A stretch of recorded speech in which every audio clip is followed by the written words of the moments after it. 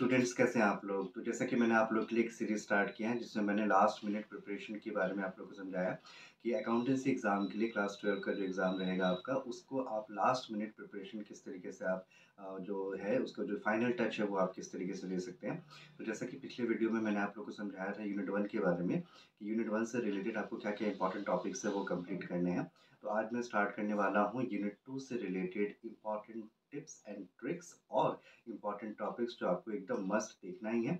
और कहीं न कहीं ये वीडियो देखने से आप लोगों को कहीं न कहीं ये भी रिफ्रेश हो जाएगा कि इस चैप्टर में क्या-क्या इम्पॉर्टेंट टॉपिक्स है जो आप लोगों को प्रैक्टिकली एकदम देखना ही है, ताकि आपका जो एग्ज़ाम है वो एकदम लास्ट मिनट प्रिपरेशन, क्योंकि अभी 2 महीने से भी कम समय रह गया है आपका। तो यहाँ 2 महीने से कम समय में एकदम फाइनल टच जो आपको प्रिपरेशन को देना है वो कैसे आप करें। तो यूनिट 2 से रिलेटेड जो इम्पोर्टेंट टॉपिक्स है वो मैं आप लोगों को आज समझाने वाला हूँ। तो यूनिट 2 में अगर हम लोग देखें तो रिकंस्टिट्यूशन से रिलेटेड हमारा टॉपिक स्टार्ट हो जाता है।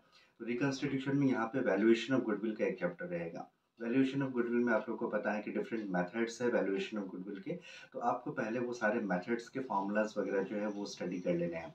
Average profit method, super profit method और capitalisation method. Average profit method को भी अगर देखें तो 2 पार्ट उसमें आ जाता है, एक सिंपल एवरेज और एक वेटेड एवरेज। सिंपल एवरेज कैसे कैलकुलेट किया जाता है, वेटेड एवरेज कैसे कैलकुलेट किया जाता है और एवरेज प्रॉफिट कैलकुलेट करते वक्त हमें क्या-क्या एडजस्टमेंट के ऊपर ध्यान देना है। पास्ट एडजस्टमेंट्स भी रहते हैं उसमें, तो वो सब एडजस्टमेंट्स को आप कंसीडर करते हुए फॉर्मूलाज वगैरह देख करके ये तीनों मेथड्स के कम से कम 4-5 क्वेश्चंस आपको प्रैक्टिस कर लेने हैं। और अगर मैं पास्ट पेपर्स की बात करूँ तो पास्ट पेपर्स में ज़्यादातर क्वेश्चंस आपको नहीं मिलेंगे वैल्यूएशन ऑफ गुडविल, क्योंकि ये एक ऐसा टॉपिक है जो रिपीटेडली क्वेश्चन में पेपर में आपको को नहीं मिलेगा। तो अगर ये रिपीटेडली नहीं मिलेगा फिर भी ये इंपॉर्टेंट है, क्योंकि यहाँ से कहीं न कहीं क्वेश्चंस आने के चांसेस तो हैं। लेकिन हर क्वेश्चन पेपर में आपको हर ईयर के पेपर में ये क्वेश्चन मिले ये ज़रूरी नहीं है। फिर भी आप 10 साल के पेपर्स को आप देख कर के वहाँ से जो भी क्वेश्चंस वगैरह है वो आप वैल्यूएशन ऑफ गुडविल से रिलेटेड जो भी क्वेश्चंस आया हुआ है उसे आप ज़रूर प्रैक्टिस कर लें। तो वैल्यूएशन ऑफ गुडविल में 3 मेथड्स है, 3 मेथड्स का 5-5 क्वेश्चंस अगर आप प्रैक्टिस कर लेते हैं तो ये टॉपिक आपका क्लियर हो जाएगा। उसके बाद हम लोग आते हैं रेशियो कैलकुलेशन में। ये भी बहुत इंपॉर्टेंट टॉपिक है, खासकर सीबीएसई वालों के लिए तो ये बहुत इंपॉर्टेंट है, क्योंकि उनका रेशियो कैलकुलेशन का 2 नंबर का कुछ ना कुछ क्वेश्चंस रहता ही है। तो रेशियो कैलकुलेशंस में आपको ध्यान देना है कि रेशियो का कैलकुलेशंस का कोई ज़्यादा मेथड्स नहीं है, लेकिन रेशियो कैलकुलेशन पूरा डिपेंड करता है कि क्वेश्चन में किस तरीके से इन्फॉर्मेशन दिया गया है। तो इन्फॉर्मेशन के बेसिस पे हम लोग क्या करते हैं, न्यू रेशियो निकालते हैं, क्योंकि यहाँ पे रेशियो हमारा जो रहेगा वो न्यू रेशियो रहेगा, क्योंकि चेंजेस भी हम लोग को दिखाना पड़ता है। कभी-कभी ऐसा होता है कि एक्जिस्टिंग पार्टनर्स जो है वो अपने आप में ही क्या करते हैं, नया मतलब जो रेशियोज़ है उसको चेंज करते हैं, तो हमें फिर कैलकुलेशन करके उनका जो नया रेशियो है वो बताना होता है। ये तो हो गया चेंजेस इन रेशियो।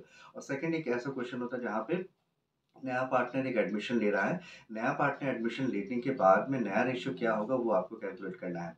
और जैसे ही न्यू रेशियो का बात करते हैं हम लोग, तो एडमिशन ऑफ ए पार्टनर में आपको सैक्रिफाइसिंग रेशियो भी कैलकुलेट करना पड़ता है। सैक्रिफाइसिंग रेशियो का फॉर्मूला है old ratio minus new ratio. तो ये फॉर्मूलाज वगैरह भी आपको अच्छे से याद रखना है, कभी-कभी ये फिल इन द ब्लैंक्स में भी आते हैं। उसके बाद में जब रेशियो का कैलकुलेशन कंप्लीट हो जाता है उसके बाद हम लोग आते हैं एडमिशन ऑफ ए पार्टनर। तो admission of A partner specially मैं बताना चाहूँगा स्टेट बोर्ड वाले स्टूडेंट्स के लिए। एडमिशन ऑफ अ पार्टनर के क्वेश्चंस को आप 2 पार्ट में डिवाइड करें। एक 5 मार्क्स के लिए प्रिपेयर करें और एक 8 मार्क्स के लिए प्रिपेयर करें।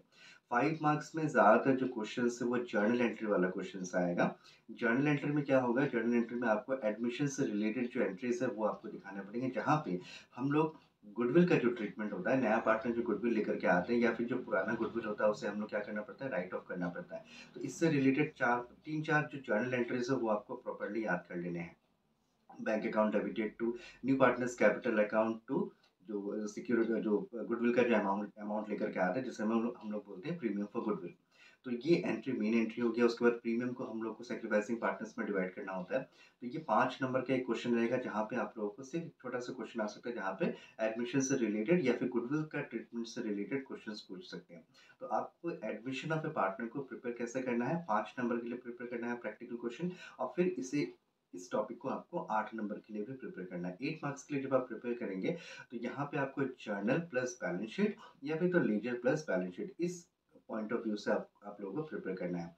क्वेश्चंस एक ही रहेगा, 8 मार्क्स का जो क्वेश्चन है वो क्वेश्चन एक ही रहेगा। उस क्वेश्चन में बस क्या चेंज हो सकता है, डिमांड चेंज हो सकता है। क्वेश्चन का रिक्वायरमेंट जो है, हमसे क्या पूछ रहा है क्वेश्चन, हम क्वेश्चन को मतलब क्या डिमांड, मतलब क्वेश्चंस को देख कर के हमें क्या प्रिपेयर करना है वो बस वो चेंज होगा, अदरवाइज़ जो क्वेश्चन है वो तो सेम ही रहेगा। तो अगर जर्नल एंट्री की बात करूँ, तो पूरा जर्नल मैंने ऑलरेडी आप लोग को बताया था, क्लासेस में भी बताया था। तो पूरा जर्नल वगैरह आप लोग को प्रिपेयर करने के बाद में फिर क्या प्रिपेयर करना है, बैलेंस शीट, नया बैलेंस शीट आपको प्रिपेयर करना है विथ कुछ वर्किंग्स वगैरह जो होगा वो भी आप लोग को ध्यान देना है। तो ये हो गया एक type of question. Second type of question क्या हो सकता है, जहाँ पे आप लोग को लीडर्स डिमांड किया जाएगा। तो लीडर्स में हम लोग सबसे पहले क्या बनाते हैं, हम लोग बनाते हैं रीवैल्यूएशन अकाउंट। तो ये एक चैप्टर है जहाँ पे रिवैल्यूएशन पे भी आपको ध्यान देना है। रीवैल्यूएशन अकाउंट का टॉपिक आपको नहीं छोड़ना है, क्योंकि ये पक्का है कि अगर लीडर्स डिमांड करेंगे तो लीडर्स में रिवैल्यूएशन अकाउंट बनाना ही पड़ता है।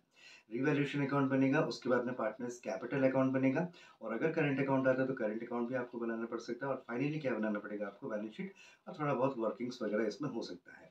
तो ये 8 नंबर्स का क्वेश्चन है। तो 8 नंबर के क्वेश्चंस को आपको इस तरीके से प्रिपेयर करने हैं। तो नॉर्मल क्वेश्चंस को प्रैक्टिस करने के बाद में आपको एडजस्टमेंट इन कैपिटल अकाउंट का जो टॉपिक है, जो कहीं न कहीं बेबीधाम, अगर स्टेट वाले स्टूडेंट हैं तो बेबीधाम के बुक में आपको कहीं न कहीं इस चैप्टर में लास्ट पोर्शन में ये मिलेगा, एडजस्टमेंट ऑफ कैपिटल। तो आपको एडजस्टमेंट ऑफ कैपिटल को भी थोड़ा-सा ध्यान देना है, क्योंकि उसमें थोड़ा बहुत वर्किंग्स एक्स्ट्रा हो जाता है।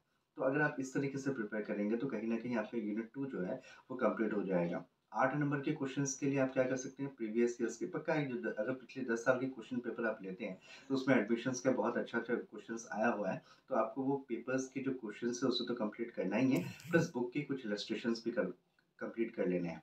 तो 8 नंबर के लिए आपको जर्नल प्लस बैलेंस शीट, या फिर तो लीडर प्लस बैलेंस शीट आएगा। और एडमिशन को आपको 2 तरीके से प्रिपेयर करना है, एक तो 5 मार्क्स के लिए और एक 8 मार्क्स के लिए। रेशियो का कैलकुलेशन आपको सीखना है, प्रैक्टिस करना है बढ़िया से, और उसके बाद में वैल्यूएशन ऑफ गुडविल। तो ये 3 टॉपिक्स को अगर आप कंप्लीट करते हैं, तो आपका यूनिट 2 जो है, पार्ट बी ए का यूनिट 2 है वो कंप्लीट हो जाएगा। तो इस तरीके से आज मैंने थोड़ा बहुत, इसमें कहीं न कहीं ऐसा कुछ भी नहीं है जो मैंने पिछले वीडियो में थोड़ा बहुत बताया था, क्योंकि यहाँ पे आप लोगों को जो प्रिपरेशन करना है वो एज़ पर जो अभी सिलेबस नया है उसके हिसाब से ही करना है आप लोगों को प्रिपरेशन। तो अगर आप लोग देखें तो इस तरीके से जो-जो मैंने पॉइंट्स, क्योंकि मैं यहाँ पे आपको दोबारा सारे जो टॉपिक्स है उसको एक्सप्लेन नहीं करने वाला हूँ। मैं आप लोग को बस रिफ्रेश कर दे रहा हूँ कि हाँ, इस चैप्टर में ये टॉपिक्स हैं जो आपको प्रैक्टिस करने हैं। तो जब आपको रिफ्रेश हो जाएगा आपका जो टारगेट, कहीं न कहीं मैं आपके लिए टारगेट सेट कर दे रहा हूँ कि आपका ये टारगेट है कि आपको ये टारगेट कंप्लीट करना है। अगर ये टारगेट कंप्लीट हो जाता है तो आप यूनिट 2 के प्रैक्टिकल से फ्री हो जाएँगे कि आपने कंप्लीट कर लिया है। तो valuation of goodwill, ratio calculation और एडमिशन ऑफ अ पार्टनर का जर्नल, लेजर और बैलेंस शीट, एक 5 मार्क्स के लिए और एक 8 मार्क्स के लिए। तो इस तरीके से आपको अपना जो प्रिपरेशन है वो कंप्लीट करना है। तो अगले वीडियो में मैं यूनिट 3 से रिलेटेड कुछ इंपॉर्टेंट टॉपिक्स आप लोगों के साथ में डिस्कस करूँगा, जो आप लोग को प्रैक्टिस करने होंगे। तब तक आप मेरे चैनल को पक्का है जो आप सब्सक्राइब कीजिए। अगर आपने अपने अपने जो फ्रेंड्स हैं उनके साथ ज़रूर शेयर करें, ताकि उनको भी हेल्प हो जाए, क्योंकि आप ज़्यादा समय नहीं रहेंगे एग्ज़ाम के लिए। आप लोग को एकदम जो शेड्यूल है, अपना शेड्यूल बना करके 1.5 से 2 महीने रह गया है। सारे टॉपिक्स जो मैं आप लोग को बता रहा हूँ वो एकदम रेगुलरली आप उसे प्रैक्टिस कीजिए। और एक क्वेश्चंस को मुझे जहाँ तक पता है, मेरा जो एक्सपीरियंस कहता है, एक क्वेश्चंस को कम से कम तो आपको 3 बार प्रैक्टिस करनी चाहिए। और 3 बार प्रैक्टिस भी ऐसा नहीं कि रेगुलरली एक ही साथ 3 बार प्रैक्टिस कर लिया, उसको रिविजन टाइप में आज एक किया तो कल फिर दोबारा उसी क्वेश्चंस को प्रैक्टिस करें। तो इस तरीके से आपको प्रैक्टिस कंटिन्यू करना है। जब तक आप कॉपी पेन लेकर के प्रैक्टिस नहीं करेंगे, आप ये ज़रूरी नहीं है कि आप एग्ज़ाम में भी, अगर आप सोचते हैं कि हाँ, प्रैक्टिकल को हम लोग देख कर के जाएँगे, वहाँ पे आप एग्ज़ाम में लिख पाएँगे, तो ये बिल्कुल सही नहीं है। ये जो अगर आप प्रोसीजर ये फ़ॉलो कर रहे हैं, तो प्रैक्टिकल के लिए ये प्रोसीजर सही नहीं रहेगा। जब तक आप कॉपी पेन लेकर के प्रॉपर्ली प्रैक्टिस नहीं करेंगे, तब तक आपका प्रैक्टिस सही नहीं होगा। और कहीं न कहीं अगर इस तरीके से आप प्रैक्टिस करेंगे, तो ही जाकर के आपका एग्ज़ाम में क्या होगा, जो स्पीड है वो भी रहेगा, और तभी जाकर के आप एग्ज़ाम में क्वेश्चंस को सॉल्व कर सकते हैं। तो थैंक यू सो मच।